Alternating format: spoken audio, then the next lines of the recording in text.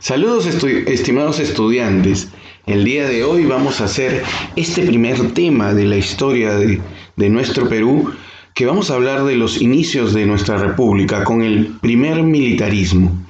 Vamos a conocer un poco de cómo es que se da estos primeros gobiernos posteriormente a que haya estado con nosotros los gobiernos de Don José de San Martín y Simón Bolívar.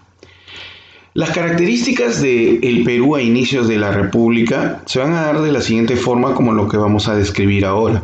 Primero se dio una paralización del aparato productivo. La verdad es que las guerras por la independencia generaron que mucha producción agrícola y minera hayan caído en gran cantidad y que no haya justamente esa producción económica que se va a necesitar para hacer que el país pueda ir adelante. Los circuitos comerciales estuvieron muy debilitados y fue difícil tener recursos para poder ir avanzando en esta primera etapa. Uno de los ingresos más importantes en esta época fue el tributo indígena, cosa que se mantuvo con el objetivo de tener una cantidad de dinero producto de estos impuestos que se les cobraba a los indios por el hecho de ser indios. Persiste también la servidumbre y subsiste la esclavitud. Recuerden que San Martín declara la independencia y declara libres a todos los peruanos en ese momento. Pero posteriormente a ello, la verdad es que la necesidad hace que se mantenga la esclavitud y es más, se traigan muchos más esclavos y se haga esto de la esclavitud un negocio que continuase todavía a través del tiempo. En esta época había escasa población, menos de 1,5 millones de habitantes. Esto es interesante para sacar nuestros cálculos de cuántas personas habitaban todo nuestro país, que es sumamente grande. Entonces los territorios que teníamos eran inmensos para la cantidad de personas que vivíamos en este espacio territorial. Solo podían votar los varones y los alfabetos, y que tuviesen además grandes propiedades y con altos ingresos económicos. O sea, realmente no votaban todos, no tomaban decisiones todos. Estas características las podemos observar en el ámbito, por ejemplo, territorial. Hubo una delimitación de fronteras, las cuales se basaron en dos principios importantes, el uti possidetis y la libre determinación de los pueblos. El uti possidetis significa que tú vas a seguir poseyendo los mismos territorios que poseías anteriormente.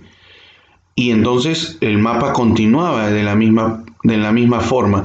Pero el principio de la libre determinación de los pueblos consigna de que los mismos pueblos pueden decidir si desean o no estar dentro de ese país. Entonces, eso sucedió mucho con los países que estaban en la zona norte de nuestro pueblo, en que algunos, muy pocos realmente, como es Jaén, se incorpora a nuestro territorio, pero perdemos todo el espacio territorial de Ecuador, que pasa a ser parte de la Gran Colombia, que ahora vamos a ver dentro de un mapita para poder reconocer. También van a haber diferentes tipos de características económicas, como que la mayor cantidad del ingreso era gracias o producto de los mismos indígenas. En el ámbito político hay que decir que los militares son los que asumen el gobierno ante la crisis dominante y de la inestabilidad política existente. Los civilistas o los civiles todavía no pueden asumir este poder o el gobierno del Estado peruano.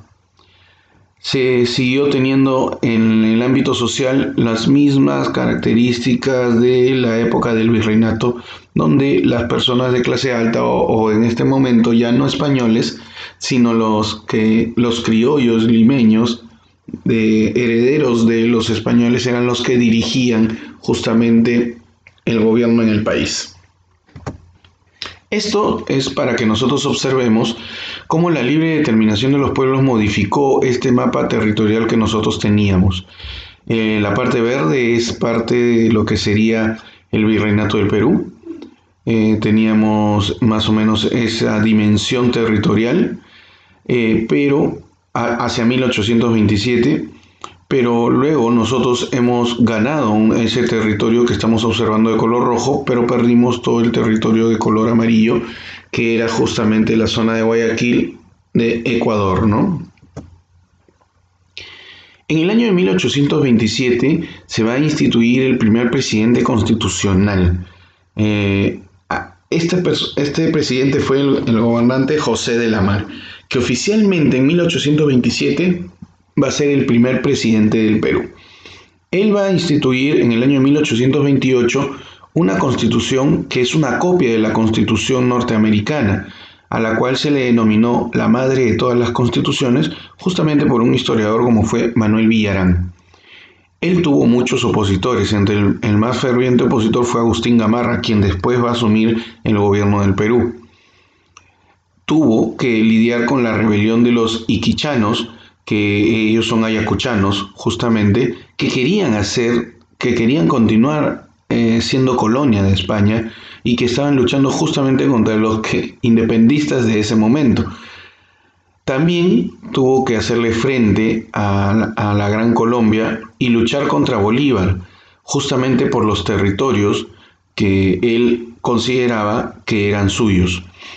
De repente podemos decir que esta historia de la Gran Colombia con esta guerra es la que menos hemos contado, porque aquí es donde nace ese sentimiento de Simón Bolívar, después de haber sido presidente del Perú, ahora como presidente de la Gran Colombia, declararle la guerra a los peruanos, con una ambición de tener mayor cantidad de territorio del que él ya tenía. Se hace una campaña marítima y una campaña terrestre, la cual esta guerra la ganamos nosotros. Y en la historia del Perú casi siempre recordamos la guerra con Chile, pero no las batallas y las guerras que se ganaron justamente contra la Gran Colombia. Ahí tuvimos una campaña marítima como el combate de Malpelo, combate de Dos Cruces, la campaña de Saraguro y la batalla de Portete de Tarqui, los que nos dieron a nosotros la victoria final, y con la firma de un convenio Girón y el tratado Larrea-Gual. ¿Ok? Ahí vamos a tener, por ejemplo, al mariscal Martín Guise, que va a ser justamente una pieza importante como héroe nacional. Esta guerra con la Gran Colombia está causada justamente por la expulsión de tropas colombianas de Perú. También por la ayuda peruana a Bolivia. Bolívar nos va a declarar la guerra al Perú el 3 de julio de 1828. La Mar obviamente no acepta una petición de Bolívar de entregar Tumbes, Jaén y Maynas. Se inician estas dos campañas, una marítima al mando de Martín Guise, el cual muere en campaña y cuya consecuencia es que la escuadra peruana logra ocupar Guayaquil. Esto es sumamente importante porque en verdad a veces tenemos recuerdos sobre una guerra que perdimos, como es la de Chile, pero esta guerra es una de las que hemos ganado y debemos sentirnos orgullosos justamente de ello. En la campaña terrestre estuvo a cargo del mismo José de la Mar, el que acompañado con Agustín Gamarra, Luis José Orbegoso, aunque después estuvieron en contra, lograron ganar justamente en batallas de Saraguro y la batalla de Portete de Tarqui. Las consecuencias, fueron este convenio de Girón, donde se establece la reducción de los ejércitos de las fronteras, la salida de las tropas peruanas de la Gran Colombia y la creación de una comisión de límites. Pero realmente quien había ganado todas estas batallas y estos combates fueron justamente el Perú. Aquí tenemos un resumen más o menos con fechas para más o menos saber qué es lo que estuvo sucediendo. Entonces ya teníamos un primer héroe nacional de este gobierno republicano, que fue el general Martín Guise. Muy bien, vamos a seguir avanzando y conociendo un poco más sobre el siguiente gobierno. Agustín Gamarra llega justamente al gobierno habiendo sido opositor de la Mar, a quien le consideraba que tenía un gobierno muy débil, y este más bien fue considerado un primer ejecutivo fuerte, con mucho presidencialismo. Tuvo muchos opositores justamente que reclamaban esa firmeza que él tenía a la hora de dirigir, porque era muy autoritario, y entre ellos estuvo el intelectual Francisco de Paula González Vigil, el cual tuvo un discurso en el cual es muy conocido esa frase de decir yo debo acusar, yo acuso. Entonces había justamente ya la lucha de los liberales versus los autoritarios. Los principales hechos que tuvo Agustín Gamarra es reconocer que su esposa tuvo mucho poder y fue muy conocida, ella era Francisca Zubiaga y fue muy conocida como la mariscala, ya que él era el mariscal Agustín Gamarra. Se creó el departamento de Amazonas, se creó la maternidad de Lima en su gobierno, se reorganizó la Casa de la Moneda, se inició la explotación del salitre de Tarapacá. Al mismo tiempo se va a firmar el Tratado Larrea-Egual con la Gran Colombia, lo va a terminar firmando él. Se firmó con Bolivia también tratados como el de Tiquina y también el Tratado de Arequipa. Y por último se desintegró la Gran Colombia, por lo tanto se tuvo que firmar el Tratado Pando Noboa con el nuevo país de Ecuador. Esto lo hizo, el gobierno de Agustín Gamarra.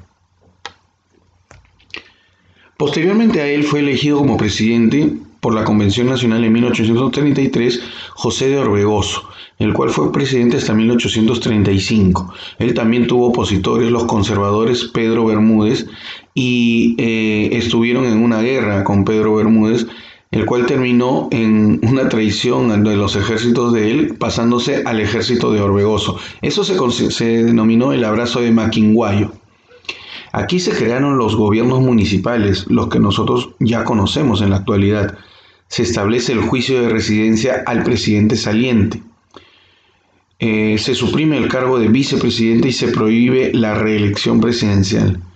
Se crea también la Sociedad de Beneficencia de Lima, con el objetivo de recaudar todos los bienes de las personas que iban falleciendo durante el tiempo y que iban a ir apoyando a los que más necesiten dentro de la ciudad de Lima. Se crea la Constitución de 1834 en esta época y sufre Orbegoso el golpe de estado de Felipe Santiago Salaverry, el primer presidente más joven del Perú. ¿Ok? Luego de sofocar una insurrección en el Callao, es proclamado jefe y legislador supremo de la República. Salaverry va a gobernar desde 1835 por un año y unos meses más, donde él va a fallecer en una de las batallas. A los 29 años se convierte en presidente de facto más joven, inaugurando la República de los Muchachos. Pero él va a luchar contra Santa Cruz y Orbegoso. Sus principales hechos y obras son que restableció la Dirección General de Aduanas, se impuso severas penas contra el contrabando, eliminó la contribución de las castas, estableció el Tribunal del Consulado, restableció el tráfico de esclavos, impuso la pena de muerte para funcionarios que hayan realizado corrupción en el gobierno y restringió la rebelión de León Escobar contra su gobierno. Tuvo varias acciones, pero tuvo lo más importante, la guerra contra Santa Cruz. Santa Cruz ya en este momento era presidente de Bolivia e iniciaron una guerra que se llamó la Guerra de la Segunda Independencia. Tuvo la batalla de Yanacocha, en la cual se derrotó a Gamarra, que era parte del grupo de Santa Cruz, y la batalla de Uchumayo, que fue una victoria de Salaverry. Por último se dio la batalla de Socabaya, donde va a perder Salaverry, pero también va a perder la vida. Por lo tanto, va a dejar de ser presidente del Perú. A continuación vamos a hablar sobre la Confederación Perú-Boliviana, pero lo vamos a dejar para el segundo video que tengo para ustedes.